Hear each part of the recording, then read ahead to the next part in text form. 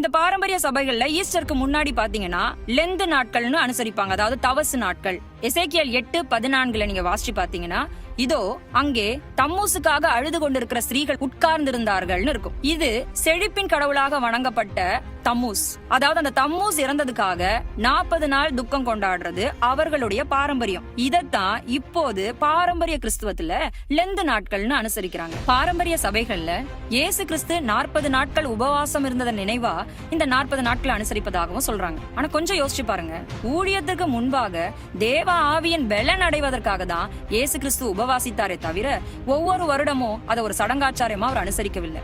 இதை நாம நினைவுல வச்சுக்கணும். ஏன் கிறிஸ்துவத்துல இந்த புறஜாதி பண்டிகை எல்லாம் உள்ள வந்தது? பொதுவா ரோமர்களை நீங்க எடுத்துக்கிட்டீங்கன்னா அவர்கள் எல்லாவற்றுக்கும் ஒரு தெய்வத்தை வைத்திருந்தாங்க. எடுத்துக்காட்டா செழிப்பிற்கு ஒரு தெய்வம், இனப்பெருக்கத்திற்கு ஒரு தெய்வம் அப்படின்னு ஒவ்வொன்றிற்கும் அவர்களுக்கு தனித்தனி கடவுள், அந்த கடவுளுக்குன்னு ஒரு சிலை, அதுக்குன்னு ஒரு பண்டிகை, இப்படி அவங்களுக்கு எல்லாமே இருக்கும். இப்படிப்பட்ட ஜனங்கள் கிறிஸ்துவர்களான போது எந்த உருவத்தையும் பார்க்காம அவர்களால தேவனை தொழ முடியல. தேவனை ஆவியில தொழ வேண்டும் என்கிற இந்த அப்போஸ்தலருடைய உபதேசத்தை அவர்களால ஏற்றுக்கொள்ள முடியல. இதன் நிமித்தமா கிறிஸ்துவர்களா மாறின அநேகர் மீண்டுமா வெளியே போக ஆரம்பிச்சாங்க. இப்படி ஜனங்க வெளியில போறத பார்த்த சபை உலகத்தோட ஒத்து போக ஆரம்பித்தது. அவர்களின் தேவர்களுடைய சிலைகளுக்கு வேதாகமத்துல உள்ளவர்களுடைய பெயர்களை கொடுக்க ஆரம்பிச்சது. இப்ப நீங்க படத்துல பார்க்கிற அநேக படங்கள் பாத்தீங்கன்னா பாபிலோனிய தெய்வங்கள் தான். அடுத்தது பண்டிகைகள்.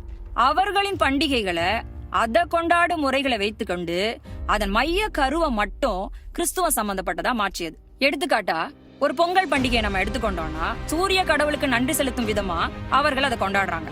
அதே பண்டிகை அவர்கள் செய்கிற எல்லா செயல்களையும் எடுத்துக்கிட்டு நாம நீதியின் சூரியன் இயேசு கிறிஸ்துவின் ஞாபகமா கொண்டாடுறோம், இது அறுவடை பண்டிகை ஞாபகமா கொண்டாடுறோம்னு சொன்னோம்னா அது ஆண்டவருக்கு பிரியமா இருக்குமா? எனவே பாரம்பரியமாக ஏன் இதை கொண்டாடுறோம்னு அறியாமலேயே இந்த சிலைகள், இந்த பண்டிகைகள்லாம் எப்படி வந்தது என்று அறியாமலேயே இன்று வரை கிறிஸ்தவர்கள் இதெல்லாம் கொண்டாடி கொண்டிருப்பதும் அனுசரித்து கொண்டிருப்பதும் மிகவும் துக்கமான விஷயம். சற்றே யோசியுங்கள். கர்த்தருடைய ஆவியானவர் உங்களுக்கு உதவி செய்வாராக.